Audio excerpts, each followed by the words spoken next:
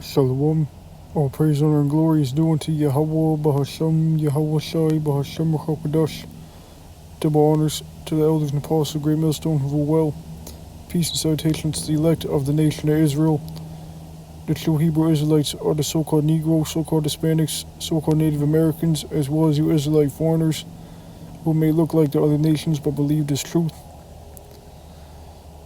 There's going to be a lesson. There are a few points I wanted to make a lesson on. And I realized that Isaiah 14 and pretty much all are precepts in supporting points to Isaiah 14, so I figured why not just go through the Isaiah 14, break it down, and pull out the different points. So Lord's will, I can get through it and it'll be edifying to the elect.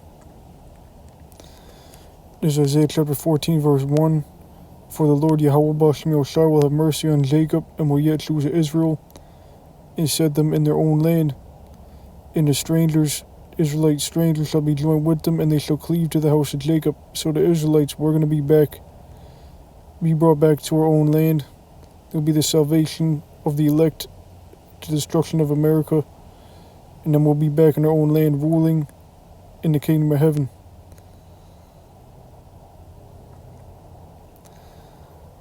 We will be in the uttermost part of the earth.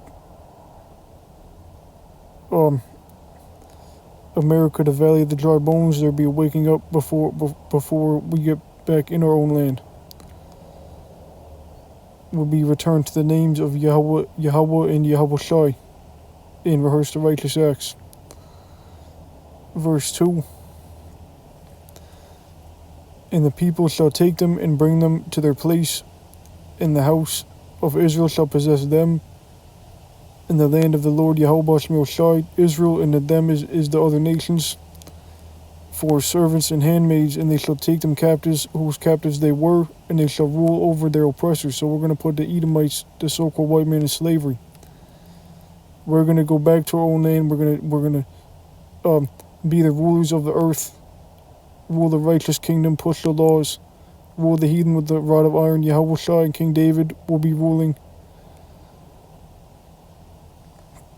Verse 3, and it shall come to pass in the day that the Lord Yahweh Bashem Shai shall give thee rest from thy sorrow, and from thy fear, and from the hard bondage wherein thou was made to serve.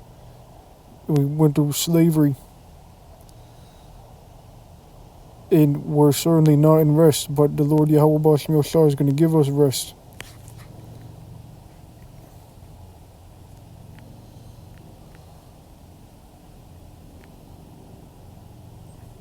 Hebrews chapter 4, verse 9. There remaineth therefore a rest to the people of Yahweh Bashem Shai, which is the kingdom of Jacob. So-called Negroes, Hispanics, Native Americans, and Israelite foreigners will have immortality. Will the laws written on our inward parts will have righteous woman, many women. Our children will be immortal as well, and the earth will rejoice. The earth will flourish. Micah chapter 2, verse 10. Arise ye and depart, for this is not your rest. So, we are not in our rest right now. So we must return back to keep the commandments of Yahweh Bashem Shai, rehearse the righteous acts, and understand that America, Babylon the Great, will be destroyed by nuclear fire. And we see that World War III is going to happen soon with the microchip technology, digital technology increasing. These nations are over there in the Middle East. Soon Armageddon is going to pop off, which goes at the same time with the microchip, the mark of the beast.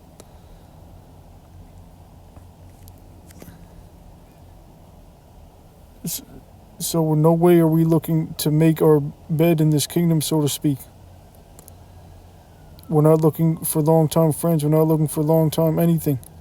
We're looking for Yahweh Shai to come back and deliver us and destroy this place. It shall destroy even with a sword of destruction. And Esau, the so-called white man, is not even for us anyways.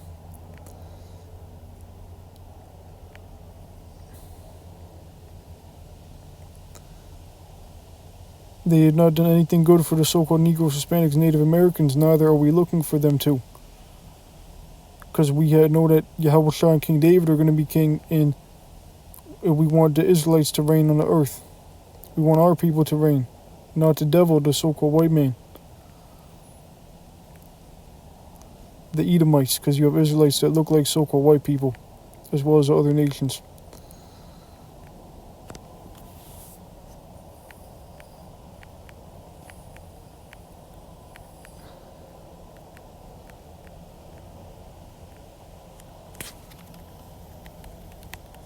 Revelation chapter 21 verse 4. I'll get to the next point. And Yahweh Bashmir shall wipe all tears from their eyes, and there shall be no more death, neither sorrow nor crying, neither shall there be any more pain, for all the former things are passed away.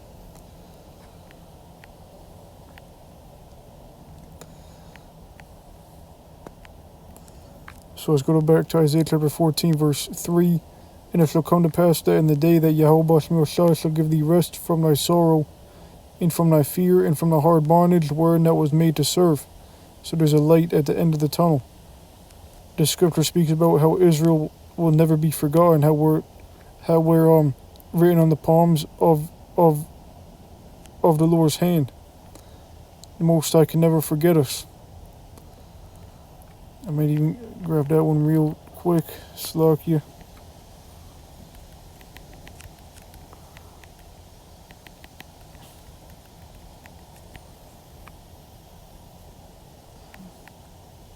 I think it's Isaiah 49.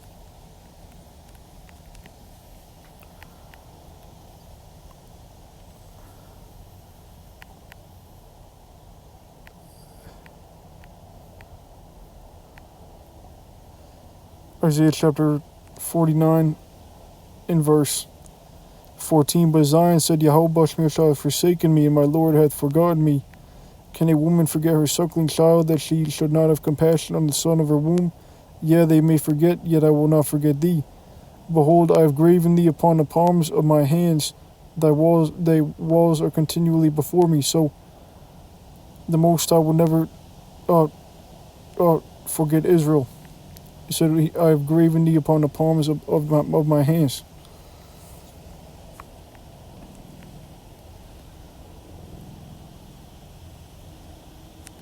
Back to this is 2 Ezra chapter 6 verse 9. For Esau is the end of the world, and Jacob is the beginning of it that followeth. So Esau the wicked, this devil, is going to be taken out of power.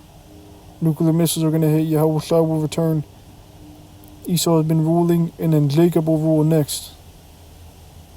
And then the new true people will inhabit the kingdom, and will take the other nations as slaves. I forgot to bring this one out. Jeremiah chapter 30 verse 16. Therefore all they that devour thee shall be devoured, and all thine adversaries, every one of them, shall go into captivity. And they that spoil thee shall be a spoil, and all they that prey upon thee will I give for a prey.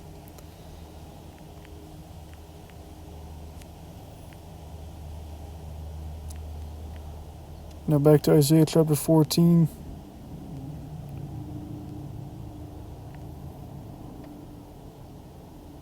And verse 4. Thou shalt take up this proverb. You know what? I feel like I gotta bring out more. Lamentations 4.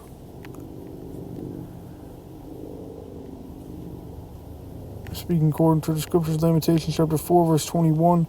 Rejoice and be glad, O daughter of Edom, the so-called white man, the Edomites. And you do have so-called black people that look like Edomites as well. It's by the seed line of the father, so.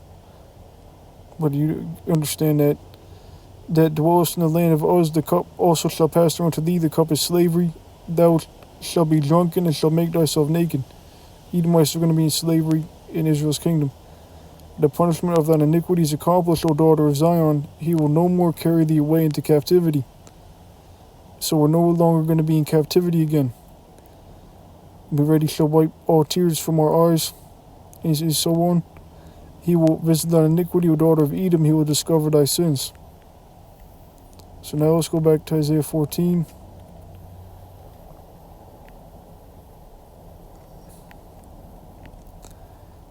In verse 4, that thou shalt take up this proverb against the king of Babylon and say, how hath the oppressor ceased? The golden city ceased. Esau is the oppressor. America is the city paved with gold. The Lord Yahweh Shemel Shai hath broken the staff of the wicked and the scepter of the rulers. So the Lord is going to crush their power when Yahweh Shai returns.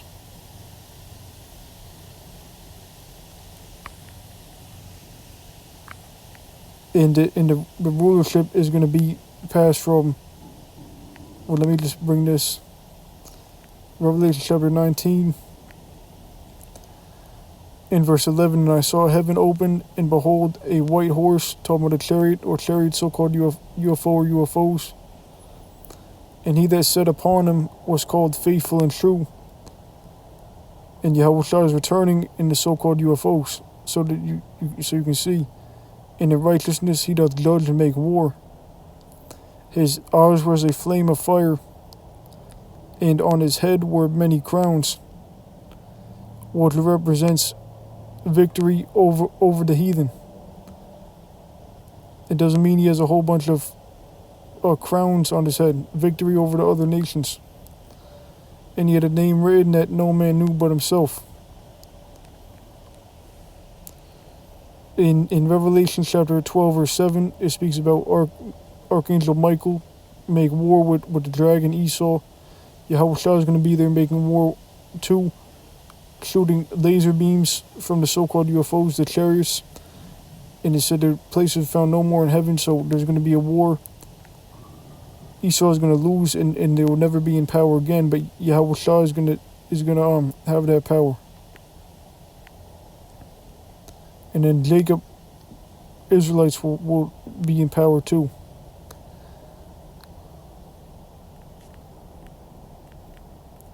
Isaiah chapter 14, back to Isaiah 14 and 5. The Lord Yahweh Shemel Shai hath broken the staff of the wicked and the scepter of the rulers.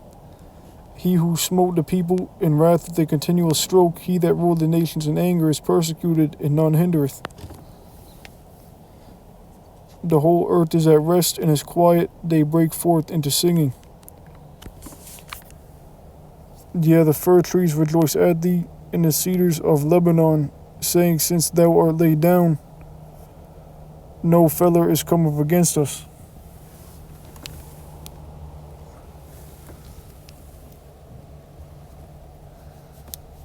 It's like, so the earth is going to be benefit greatly when Esau is taken out of power. Revelation chapter 11 in verse 18, and the nations were angry, and thy wrath is come in the time of the dead, that they should be judged, and that thou shouldest give reward unto thy servants the prophets, and to the saints, in them that fear thy name, small and great. Here's the point, and shall destroy them which destroy the earth. And that's talking about these Edomites. And shall destroy them which destroy the earth.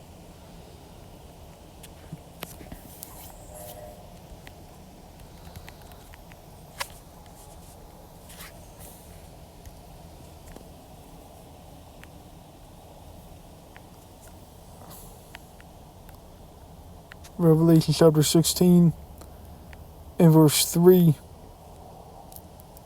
And the second angel poured out his vial upon the sea, and it became as the blood of a dead man, and every living soul died in the sea. And you have like a whales beaching themselves because of Esau, this devil, and how he is in. Esau has clearly polluted the earth, and under his rule you have whales beaching themselves.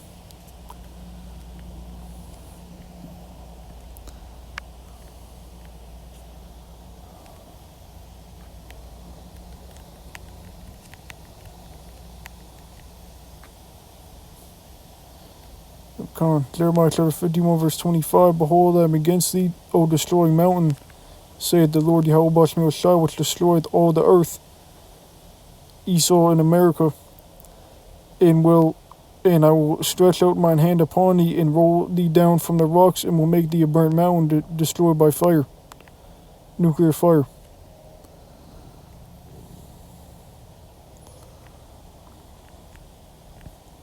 And so the earth will benefit from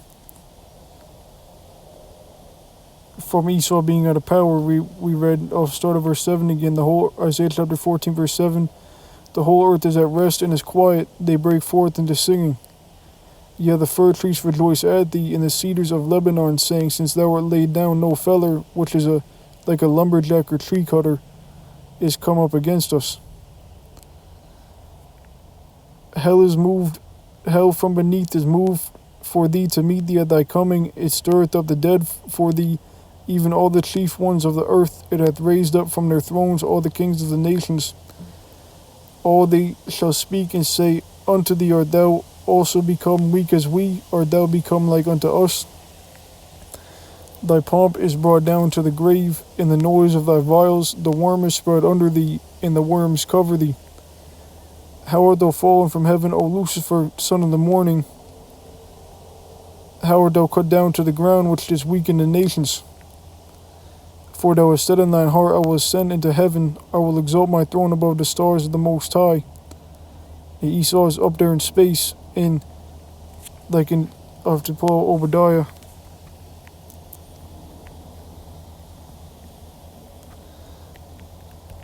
Obadiah chapter 1. In verse 1 for the context, the vision of Obadiah, thus saith the Lord Yahweh Bashmi Oshai, power concerning Edom. We know who Edom is, the wicked Cain, the old serpent, the devil, Esau, the red man. We have heard a rumor from the Lord Yahweh Bashmi Oshai, an ambassador sent among the heathen. Arise ye, and let us rise up against her in battle.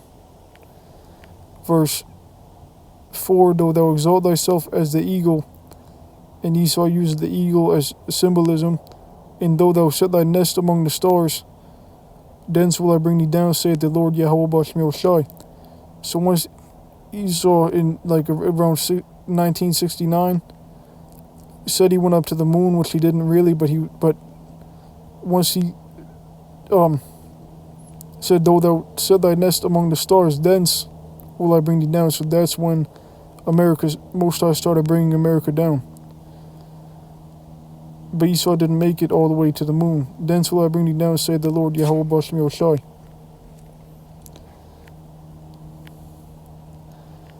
Now we go back to Isaiah 14. It said, so that scripture goes with this. It said, for thou hast said in thine heart, I will ascend into heaven, I will exalt my throne above the stars of the Most High. And Esau did this, the so-called white man. That's one thing that helps keep me in the faith, among many things, but how could this be so accurate, written so long ago? I will sit also upon the mount of the congregation in the sides of the north, meaning they would rule the Israelites in the sides of the north, which is talking about Babylon the Great.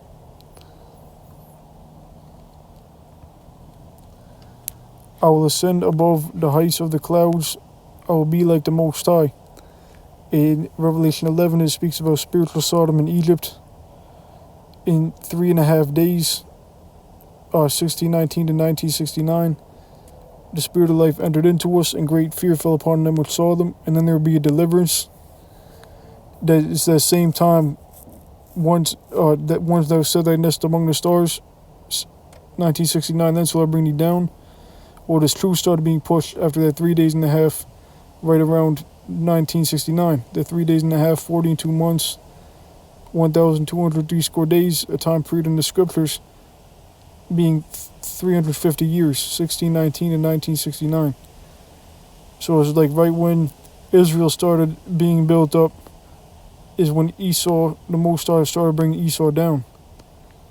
So we're at the very end of Esau. Verse 14, I will ascend above the heights of the clouds, I will be like the Most High. Yet thou shalt be brought down to hell, which is Esau in slavery, which we've already read about, to the sides of the pit. They that see thee shall narrowly look upon thee. and consider thee, saying, is this the man that made the earth to tremble, that did shake kingdoms?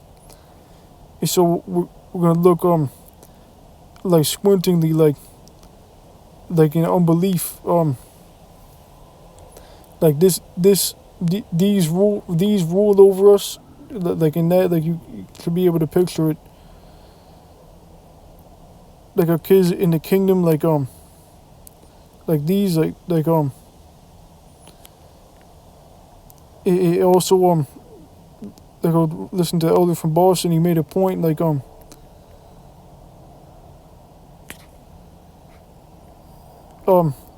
Lamentations. I gotta read Lamentations chapter 2 verse 15.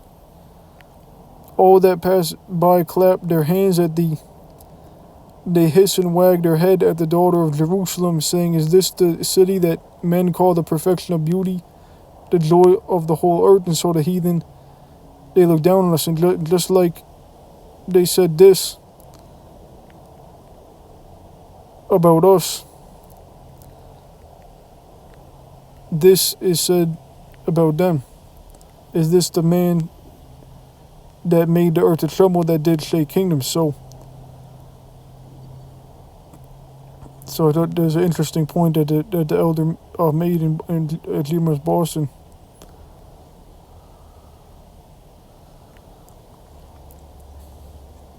In verse 17, that made the world as a wilderness, Hiroshima and Nagasaki.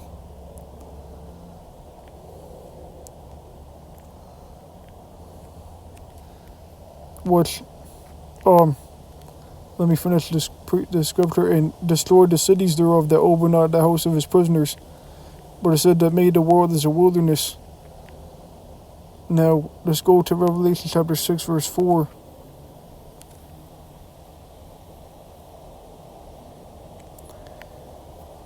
And there went out another horse that was red. Talking about Esau, Edom, and Edom in the Hebrew means red. And power was given to him that sat thereon to take peace from the earth. And then we read in Isaiah 14, who make the world a wilderness. Example, Hiroshima and Nagasaki. To our Revelation 13 and verse 13, and he doeth great wonders, so that he maketh fire come down from heaven on the earth in the sight of men. He drops these the bombs from the planes you see in Hiroshima and Nagasaki, Vietnam, also the Vietnam War with the napalm. So you can understand Revelation 13:13 again. And he doeth great wonders, so that he maketh fire come down from heaven on the earth in the sight of men. And there's another scripture that boosts my faith, because how could it be so accurate, written so long ago?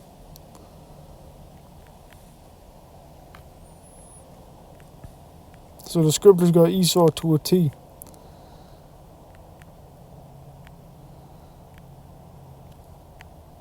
Back to Revelation chapter 6 and verse 4. And there went out another horse that was red, and power was given to him that sat thereon to take peace from the earth, and that they should kill one another.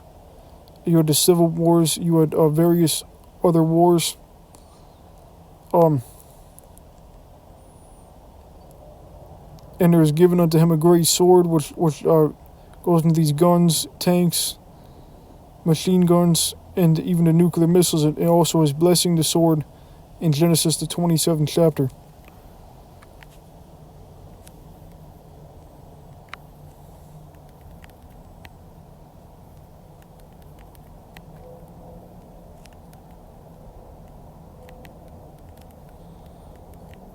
Genesis chapter 27.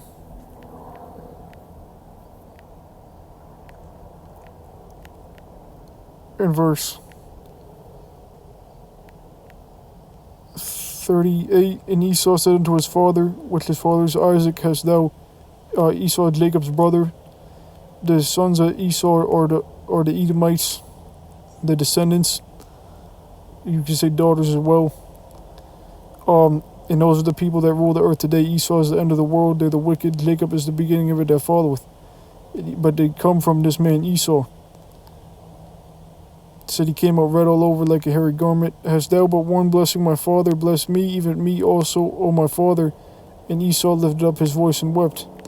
And Isaac his father answered and said unto him, Behold, thy dwelling shall be the fatness of the earth, and the dew of heaven from above. And by thy sword shalt thou live. So this is Esau blessing is said, and by the sword shalt thou live. Esau was the red horse that took peace from the earth, fought against one another, and there was given unto him a great sword. And by the sword shalt thou live. It shall serve thy brother, and it shall come to pass when thou shalt have the dominion, that thou shalt break his yoke from off thy neck, which that goes into something else. Now, one of the things that sparked, I wanted to make a lesson on, which maybe I'll just do it separately another time too, but I'm just going to touch it briefly. I'm almost done. I don't think I'll bring out any more scriptures in Isaiah 14.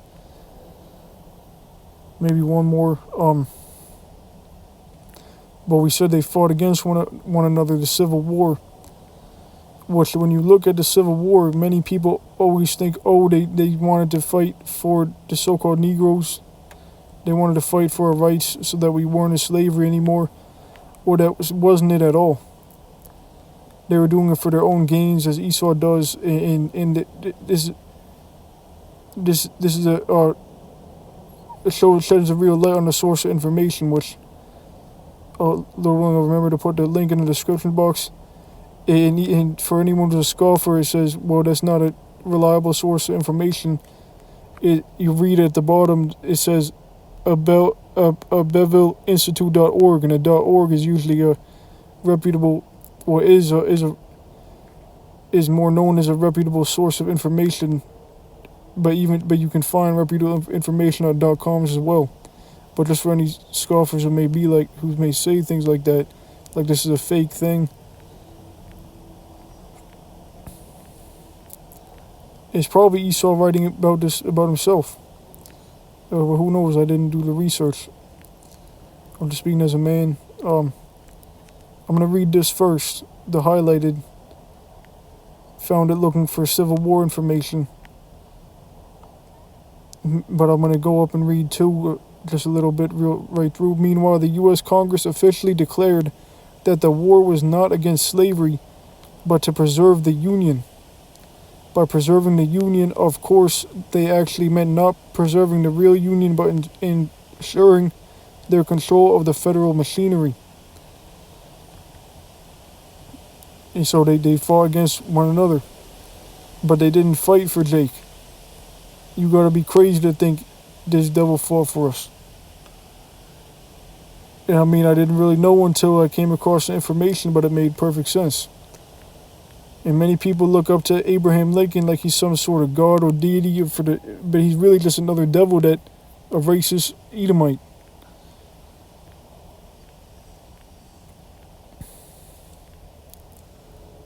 Now I'm going to start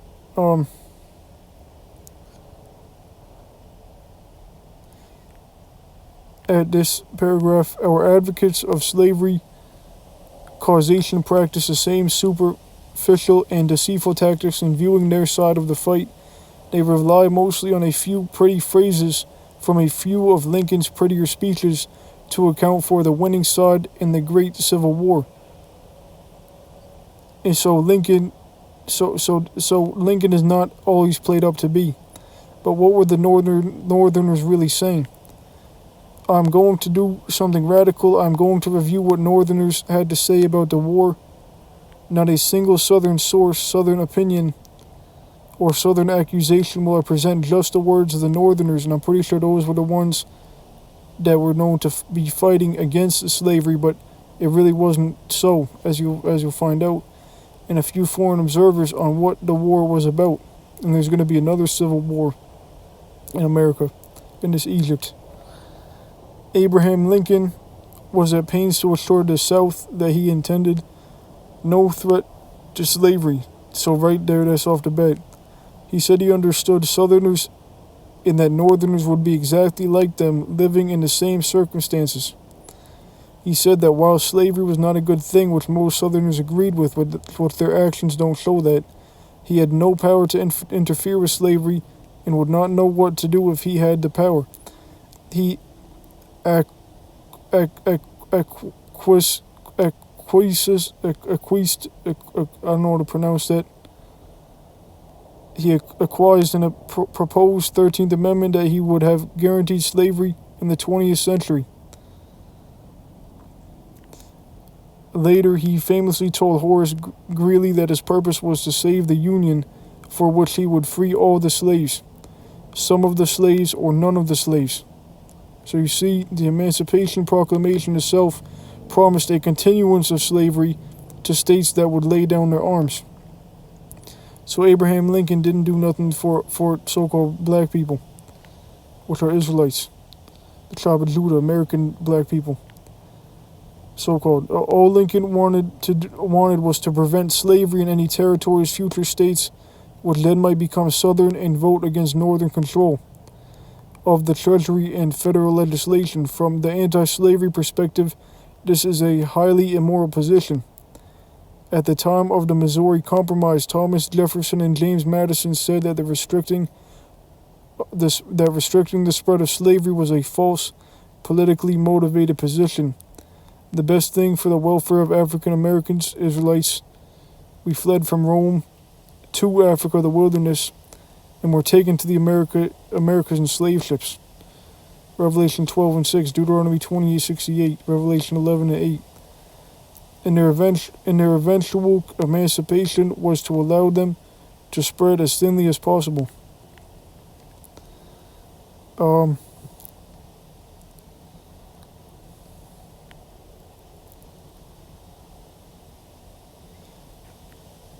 Almost done. Degradation came to Lincoln in the early days to beg him to do something to avoid war. Remember that 61% of the American people had voted against this great hero of democracy, which ought to have led him to a conciliatory frame of mind. He invariably replied that he could not do without his revenue. So this is important. He said nary a word about slavery. Most of his revenue was collected at the southern ports because of the tariff to protect northern industry, and most of it was spent in the north.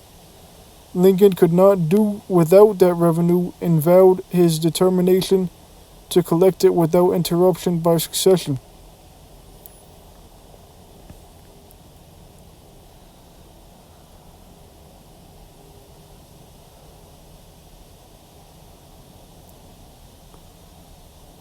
He knew that his political banking rested largely on New England/New York money men and the rising power of the new industrialists of Cleveland, Detroit, and Chicago, who were aggressively demanding that the federal government sponsor and support them.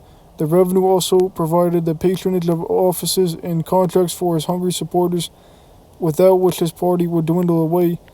Discussing the reaction to succession, the New York Times editorialized, "The commercial bearing of the question has acted upon the North.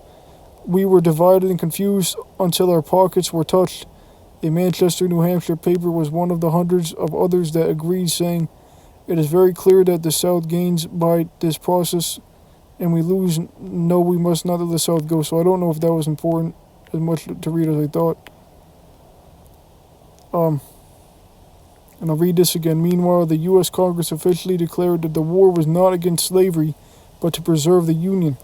By preserving the Union, of course, they actually meant not preserving the real Union, but ensuring their control of the federal machinery. So these self-righteous Edomites that say, "Oh, we fought for you in the Civil War," well, they're lying. Saying Abraham Lincoln fought for you, no, we didn't.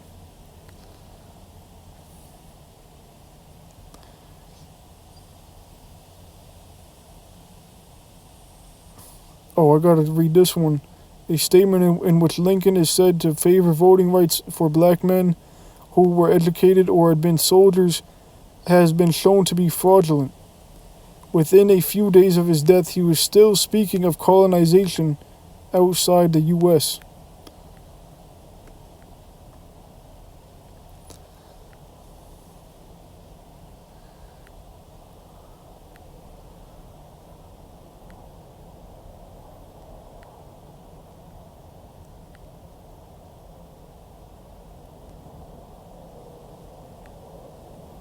Not a single act of Lincoln in the North in the war was motivated by moral considerations, morals like if it's righteous or not, pretty much considerations in regard to slavery. And so the war wasn't about, it had nothing to do with slavery.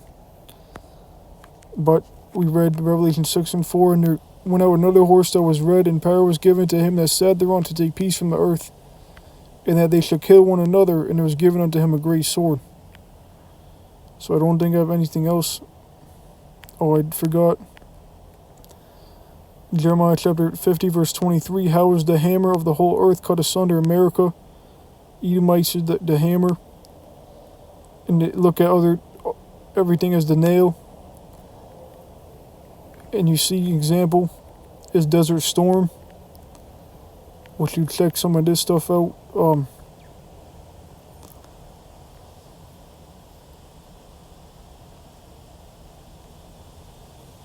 Coalition forces from Egypt, Syria, Oman, France, and Kuwait stand in formation during operations in desert.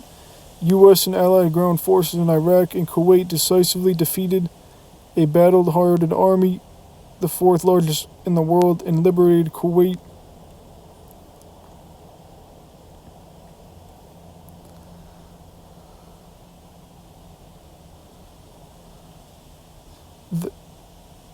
Starting down, a U.S.-led coalition dismantled the world's fourth largest army within a matter of days.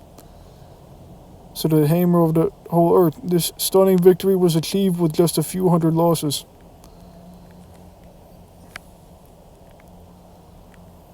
How was the hammer of the whole earth cut asunder and broken? How has Babylon become a desolation among the nations and has nuclear destruction? So, that was the breakdown. I didn't break down a whole chapter, but so I'll put whatever verses I broke down.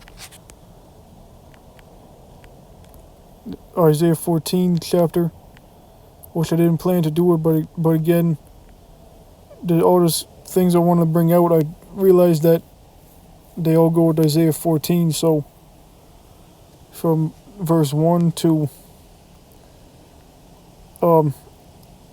verse 17. So with that, I'll give all praise, honor, and glory unto Yahweh, Bahasham, Yahweh Shai, Bahasham, Kakadash, double honors to the elders and apostles, great millstone over well, shalom to the elect.